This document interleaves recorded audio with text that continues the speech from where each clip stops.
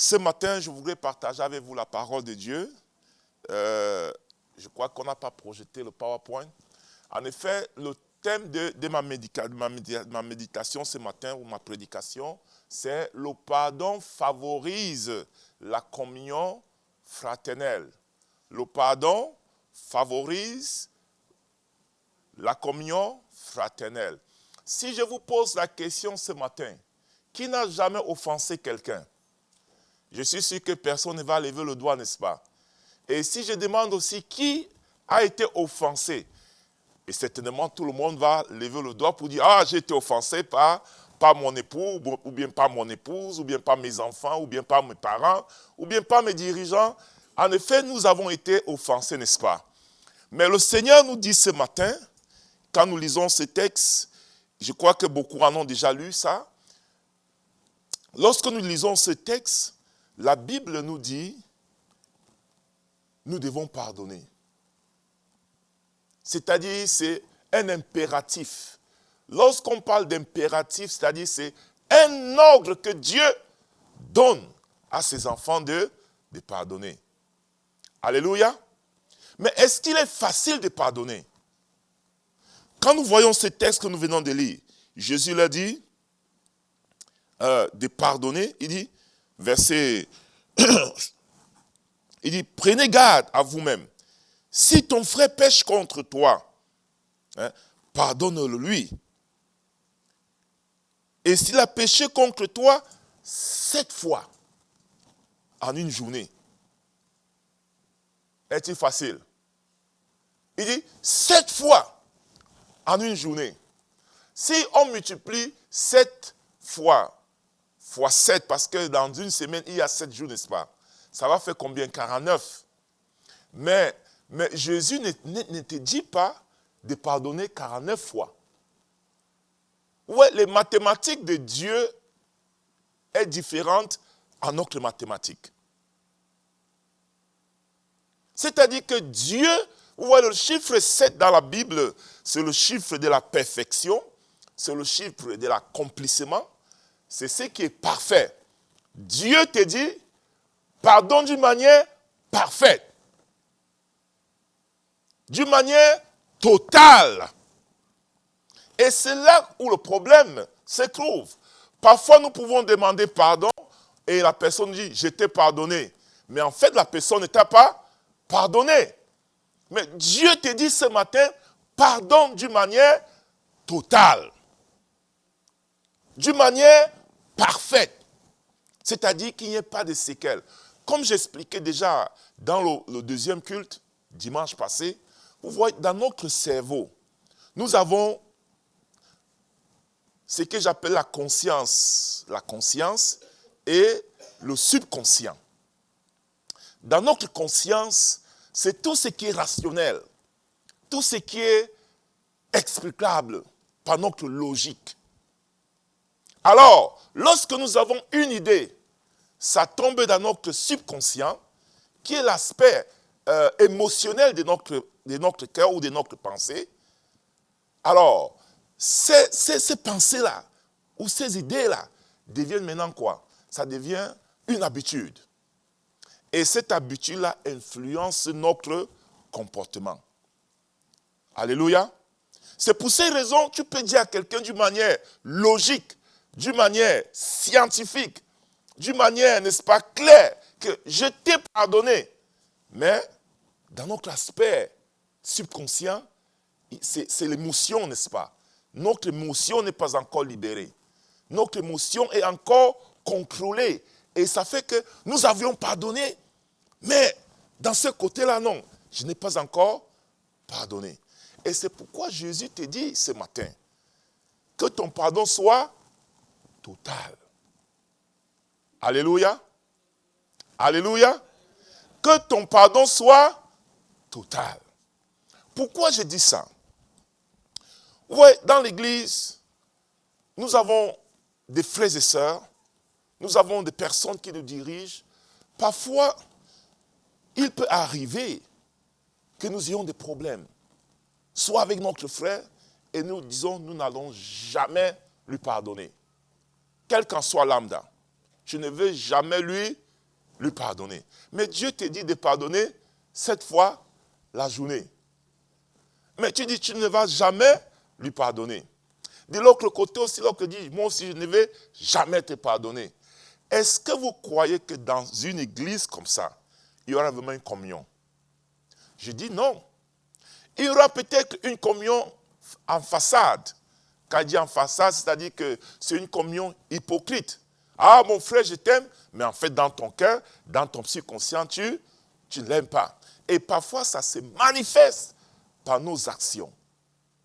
C'est pour ces raisons, bien-aimés, pour que nous puissions expérimenter une véritable communion dans notre église, pour expérimenter la puissance divine de Dieu dans notre église, nous devons apprendre à pardonner. Amen. Et Dieu nous donne cette responsabilité. Ce n'est pas une autre. Il te dit, tu dois pardonner. Et je prie vraiment que dans notre église, que nous puissions vraiment expérimenter, n'est-ce pas, la puissance du pardon. J'ai conté l'histoire d'un pasteur qui a été offensé par un membre de l'église. Cette fille-là a accusé le pasteur d'avoir voulu, n'est-ce pas, le violer. Elle l'a violé, pardon. Et elle a répandu la situation dans tout le quartier. Vous savez, quand vous avez un problème avec un frère, et que le frère vient vous rencontrer, vous arrangez le problème, c'est facile, n'est-ce pas? Mais lorsque le problème est propagé dans tout le quartier, ou dans toute la ville, ou dans tout le pays, est-ce que c'est facile? Ça devient plus difficile. Alors, cette sœur, elle a décidé de détruire ce pasteur. Elle est donc partie annoncer partout, oh vraiment, c'est un mauvais pasteur. C'est un mauvais pasteur. Mais c'était dans le mensonge, juste parce qu'elle voulait détruire le pasteur. Et la nouvelle est revenue chez le pasteur, il était vraiment surpris. Mais qu'est-ce qui ne va pas? Après quelques jours, quelques semaines, cette jeune femme est revenue voir le pasteur pour lui dire, pasteur, s'il te plaît, pardonne-moi.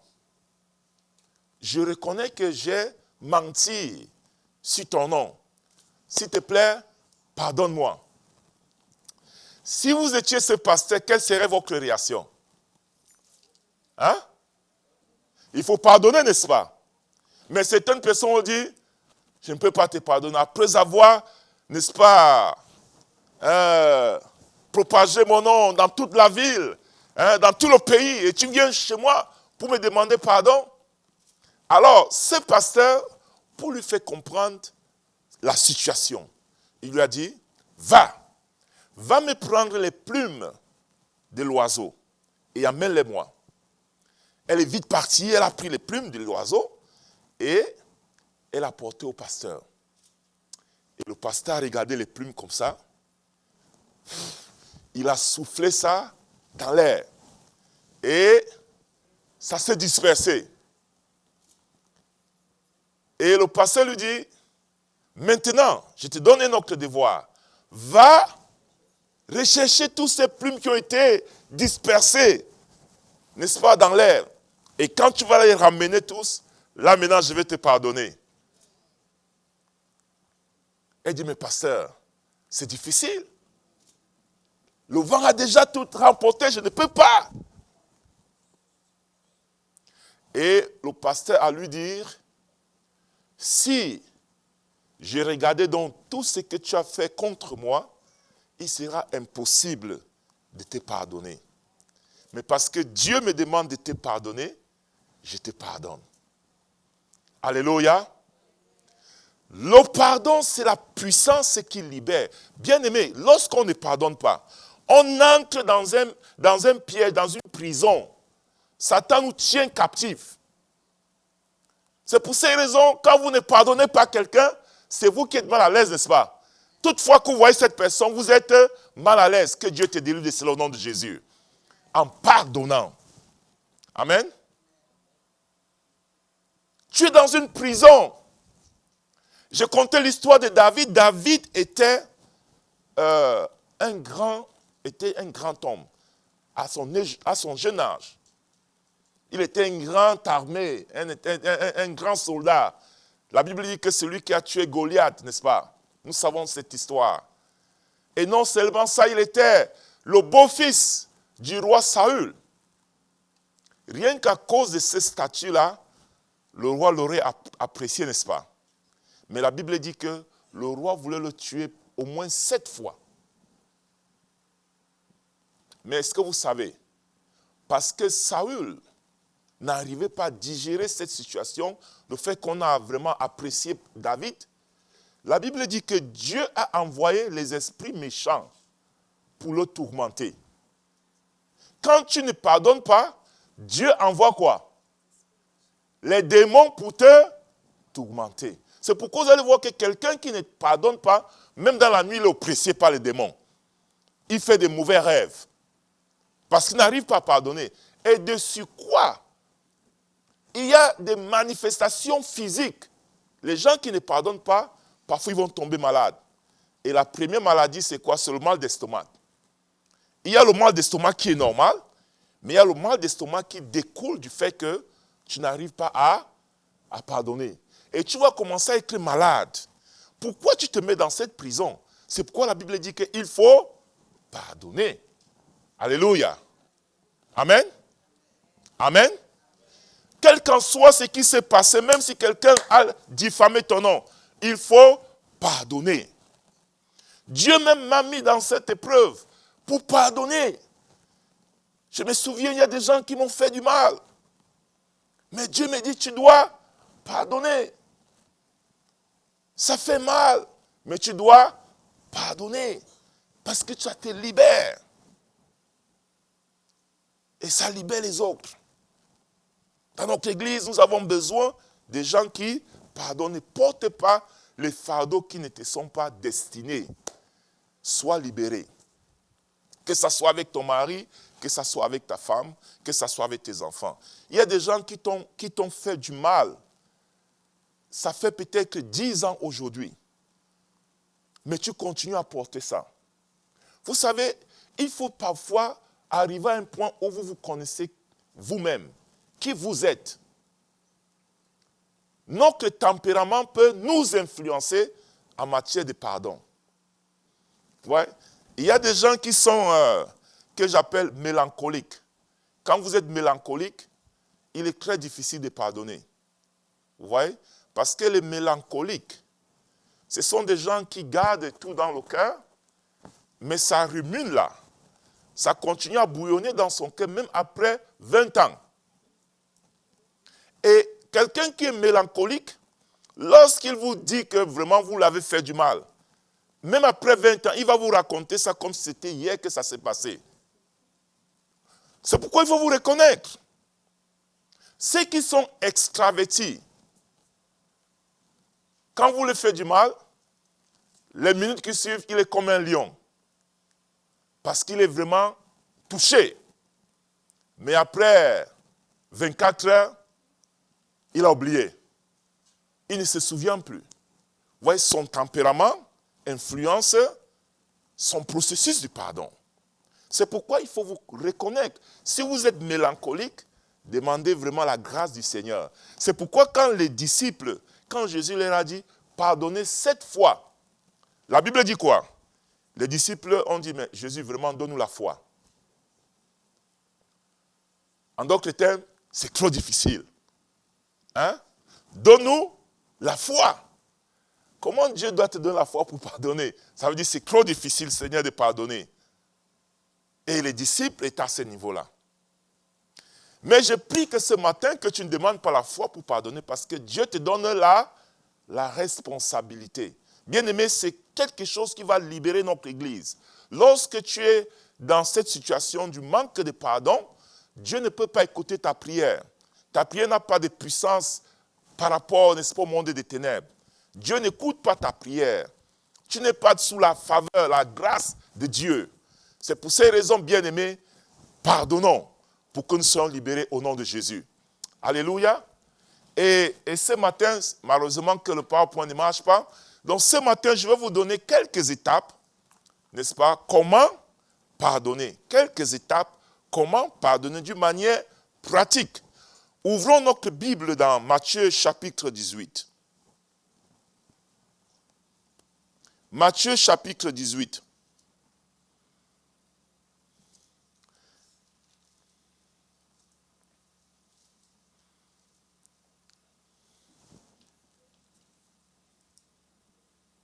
Quelqu'un peut nous lire Matthieu chapitre 18, Marie-Jo?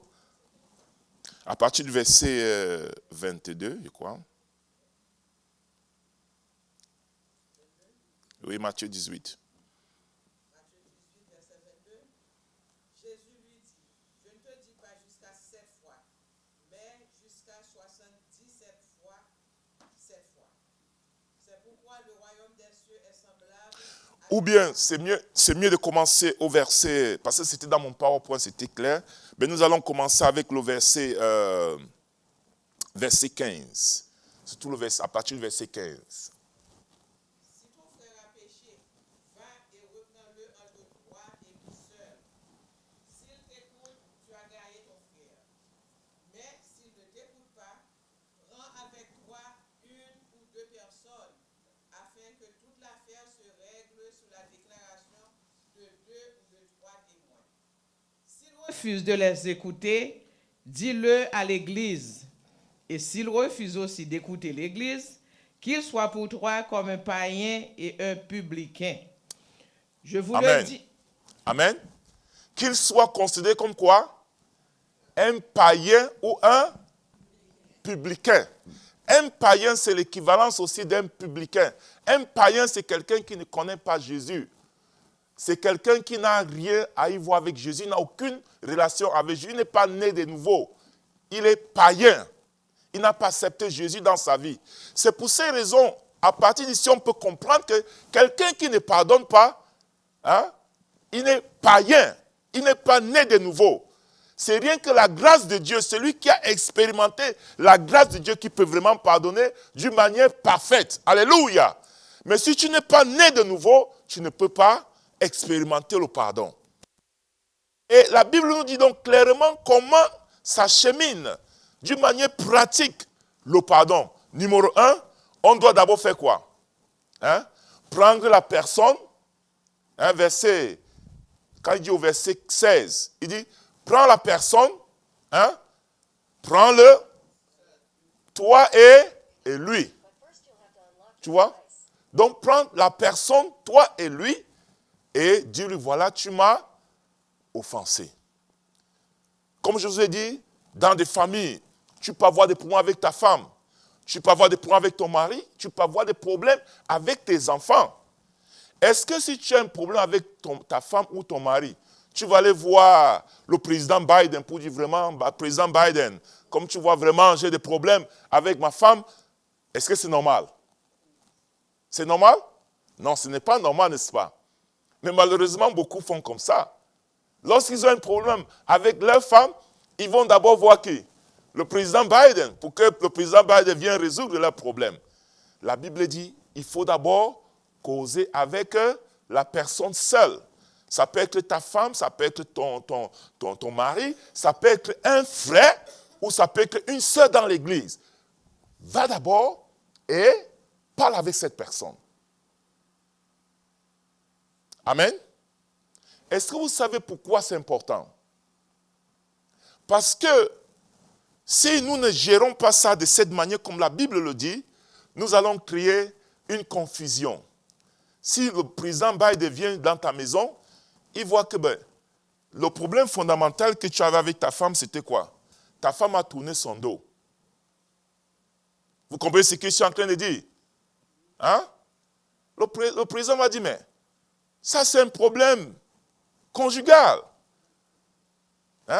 Résous ça avec ta femme. Si elle te demande quelque chose, il faut lui donner ça. Pourquoi tu viens me demander?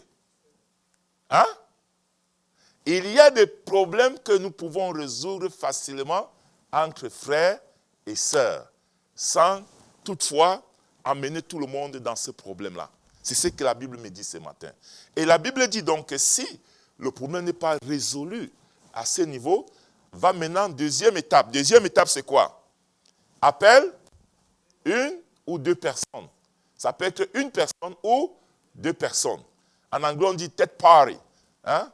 Donc, il faut que ces deux personnes-là sont comme des témoins. Ils peuvent te donner des conseils. Hey, ce qu'il est en train de dire, voilà, moi je crois que voilà, c'est ça le problème, c'est ça le problème. Et si ce n'est pas résolu à ce niveau, qu'est-ce que la Bible dit? Il faut maintenant mener à l'église. Et à l'église, ce n'est pas qu'on va se tenir devant l'église comme ça. On peut voir le pasteur, on peut voir les anciens de l'église, les diacres, les leaders. On les appelle, on leur dit, voilà, c'est mon problème. Hein? Et si le problème n'est pas résolu à ce niveau, qu'est-ce que la Bible dit? Hein? Il faut le considérer comme un païen. Oui, cheminement. Moi, j'étais manager dans une compagnie. Généralement, quand quelqu'un ne travaille pas bien, mon rôle est d'appeler cette personne dans le bureau et de lui expliquer que voilà, ta productivité n'est pas bonne. Il faut changer et je lui dis ce qu'il faut faire. Ça, c'est entre nous deux. Et généralement, je ne mets rien dans le système. Je ne mets aucun rapport dans le système. Mais si la personne persiste dans la médiocrité, dans la paresse, là maintenant, je dois encore l'appeler au bureau, mais ça ne doit plus être rien que nous deux. Je vais appeler un autre manager pour qu'il soit comme quoi? Comme témoin. Alors, je vais expliquer au manager, si j'appelle ce monsieur dans le bureau, c'est parce que, et je vais maintenant documenter cela. Je vais mettre ça dans le système. Pour dire, voilà, ça c'est la deuxième rencontre que j'avais avec ce monsieur, cet individu, et je lui ai expliqué que sa productivité n'est pas bonne. Voilà, je mets ça dans le système. Et si maintenant, la troisième fois, la personne continue toujours à être médiocre, hein? Là maintenant, je vais l'appeler au bureau. Je n'ai pas besoin d'un témoin, je n'ai plus besoin d'un témoin. Là maintenant, je vais seulement le renvoyer. Je n'ai pas qualifié pour continuer à travailler dans cette compagnie. C'était mon travail. Ouais, c'est un peu biblique, n'est-ce pas? Amen? C'est un peu biblique en ce qui concerne le pardon. Nous devons toujours donner de la chance à quelqu'un de se repentir, ou nous-mêmes de nous repentir, pour que nous soyons vraiment dans une vraie communion fraternelle. Bien-aimés, si nous n'avons pas cette communion fraternelle, il y aura vraiment ce que j'appelle la comédie fraternelle. Parce que quand il n'y a pas la communion fraternelle, il y a la comédie fraternelle. Je m'excuse. Il y aura la comédie fraternelle. Et quand il y a la comédie fraternelle, nous sommes tous des acteurs. Et quand nous sommes tous des acteurs, il n'y a pas bénédiction. Il n'y a pas faveur. Il n'y a pas bénédiction. C'est pour ces raisons, bien-aimés, je vous en supplie, si quelqu'un vous offense, ou si vous offensez quelqu'un, allez dans ce même processus. Et Dieu va nous bénir pour que nous ayons une église dans laquelle il y a une vraie communion fraternelle, là où la puissance de Dieu se libère dans toute sa dimension. Est-ce que vous croyez à ça? Est-ce que vous croyez à ça, bien-aimés? Nous voulons voir Dieu nous bénir ce matin, pas seulement ce matin, mais continuellement. Mais nous devons apprendre à pardonner pour que dans notre église, que cela favorise une véritable communion fraternelle. Que Dieu vous bénisse ce matin au nom de Jésus.